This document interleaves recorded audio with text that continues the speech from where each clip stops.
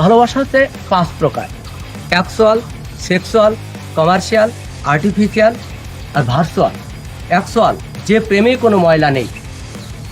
মা তার সন্তানকে ভালোবাসে, স্বামী তার স্ত্রীকে ভালোবাসে, কোনো ময়লা নেই।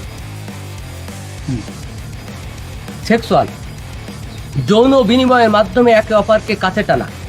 এখন বিবাহিত পুরুষরা সবসময় এইটা খোঁজে, যৌন বিনিময়ের মাধ্যমে একে অন্যকে কাছে টানছে, যার কারণে ওই সংসার ভেঙে যাচ্ছে। 2 সন্তান থুয়ে 3 সন্তান থুয়ে। কমার্শিয়াল, বাণিজ্যিক ভিত্তিক, টাকার বিনিময় প্রেম। টাকা নাও, প্রেম দাও, চলে যাও, এখানে কমপ্লেন কম। ভার্চুয়াল, পর্দার থেকে পর্দায়। এটা আমাদের একদম নতুন প্রজন্মকে একদম ড্যামেজ করে ফেলে দিয়েছে।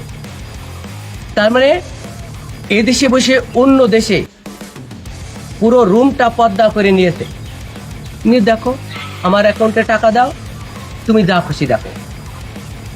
আর্টিফিশিয়াল, আর্টিফিশিয়াল হচ্ছে প্রেমটা ভয়ঙ্কর।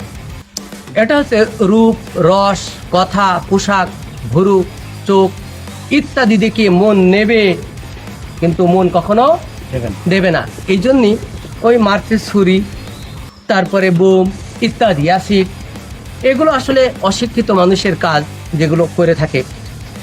তবে এ থেকে উঠে আসার পথ আমরা সেটা বন্ধ করতে পারবো না।